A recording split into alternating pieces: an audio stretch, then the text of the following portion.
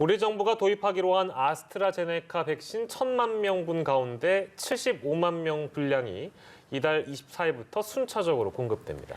박진영의 출근길 인터뷰 오늘은 이형민 세브란스 진단검사의학과 교수를 만나 코로나 백신 관련 내용 알아보겠습니다. 현장에 나가 있는 박진영 기자 나와주시죠. 네, 박진영의 출근길 인터뷰 오늘은 이형민 교수와 이야기 나눠봅니다.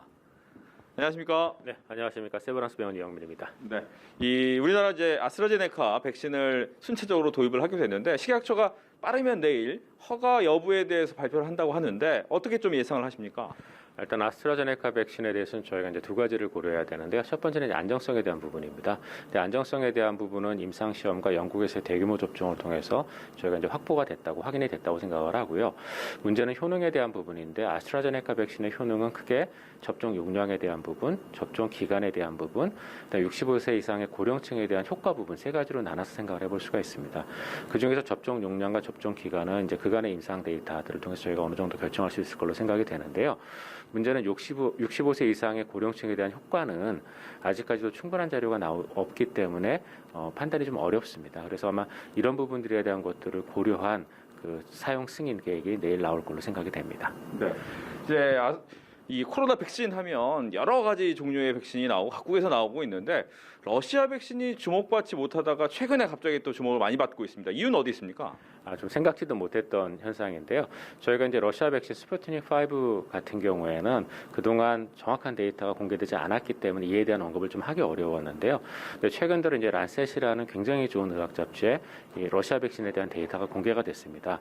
공개된 데이터를 보시면 9월부터 11월 사이에 2만 명 정도의 성인을 대상으로 임상 시험을 시행하였고 그 중에서 이 백신을 접종받은 군에서는 91.6%의 높은 성능을 보여주어서 이 백신이 굉장히 좋은 효과를 갖고 있음을 입증을 했습니다. 그리고 또 한 가지 좋은 것은 이 백신의 경우에 있어서는 이제 특별한 부작용도 없었고 백신을 맞은 군에서는 중증이나 사망자도 전혀 없었기 때문에 이 백신은 비교적 잘 맞출 수 있는 그런 좋은 백신으로 생각이 됩니다.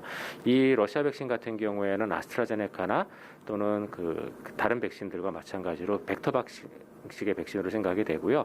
mRNA 백신에 비해서는 보관이나 접종이 훨씬 용이하기 때문에 보고됐던 그 데이터가 사실이라면 그렇다면 저희 국내에서도 접종을 고려할 수 있을 걸로 생각이 됩니다. 네, 이제 코로나19는 변이가 굉장히 많은 또 바이러스다 보니까 백신 자체가 이 변이를 모두 다 막아줄 수 있느냐에 대한 걱정도 있습니다. 어떻습니까? 예, 새로운 백신을 확보했다는 좋은 소식도 이제 다시 또 이제 나쁜 소식이 하나 나왔는데요.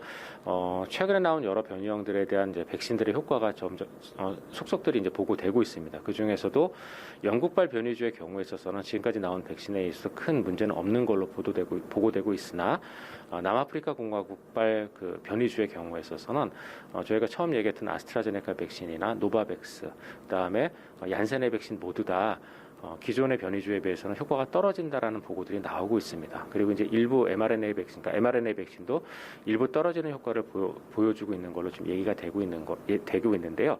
다행인 것은 이런 떨어지는 효과라는 게 감염 전파를 차단하는 성능은 분명히 떨어지는 걸로 나오지만 우리가 중증으로 가는 걸 막아주는 효과는 여전히 유지가 되고 있는 걸로 생각이 되거든요. 그래서 어차피 우리가 이 코로나19 백신이라는 거는 나를 보호하기 위해서 맞아야 되는 그런 백신으로 보이기 때문에 내가 이 백신들을 맞고 중증으로 가는 걸 우리가 잘 방지할 수만 있다면 효과가 있는 걸로 생각이 되니까요. 이 백신을 맞을 수 있는 기회가 왔을 때 전부 다 나를 보호하기 위해서 전부 다 빠지지 않고 백신을 맞으시면 좋겠습니다. 네. 이제 또 하나의 궁금증은 이제 거리두기 부분입니다. 상당히 오랜 기간 강화된 거리두기를 해오고 있는데 설 연휴 마지막 날쯤에 아마 거리두기 변화가 있을 수 있다. 어떻게 좀 예상을 하시는지요? 예, 그동안 이제 강력한 사회적 거리두기를 시행하면서 자영업자들의 피해가 굉장히 컸었거든요. 그래서 이제 이분들을 위한 거리두기 완화가 일부 필요하다고 생각이 됩니다. 이제 중요한 거는 이 거리두기 완화를 계속 유지하기 위해서는 저희가 설 연휴를 어떻게 보내느냐가 중요하게 되는데요. 저희가 이 코로나19가 보고되고 나서 지금이 세 번째 맞는 연휴, 그러니까 명절 연휴입니다. 첫 번째 연휴였던 설 같은 경우에는 작년 설은 1월 말에 있었기 때문에 이제 큰 영향을 받지 않았는데 저희가 작년 10월에 있었던 추석 연휴 같은 경우에는 저희가 그 당시에 코로나19 확진자 숫자가 대략 하루에 한 50명 전후반이었거든요. 근데 그럼에도 불구하고 추석 연휴 동안에 이루어진 어떤 그 이동에 따라서 지방에서의 일부 집단 감염들이 보고가 됐습니다. 근데 지금 현재 우리나라의 상황은 어저께 국내에서 코로나19 확진자 숫자는 264명으로 전주에 비해서는 많이 감소한 걸로 보이지만 작년 추석 연휴 때 하루 50명에 비하면 5배에서 6배 정도 많은 그런 확진자 숫자거든요. 그러면 우리가 이렇게 많은 확진자를 갖고 있는 상황에서 이번 설 연휴를 슬기롭게 안전하게 보내지 못한다면은 그럼 다음 주 말 정도쯤에는 다시 또 확산된 코로나19를 볼 수가 있을 거고 그럼 사회적 거리두기 완화를 계속 유지할 수 없을 걸로 보입니다. 그래서 이번 설 연휴를 얼마나 안전하고 슬기롭게 개인 방역을 잘 지키고 우리 가족을 잘 지키며 보내느냐에 따라서 이런 사회적 거리두기 완화가 지속될 걸로 생각이 됩니다. 네, 오늘 이야기 잘 들었습니다. 지금까지 박진영의 출근길 인터뷰였습니다.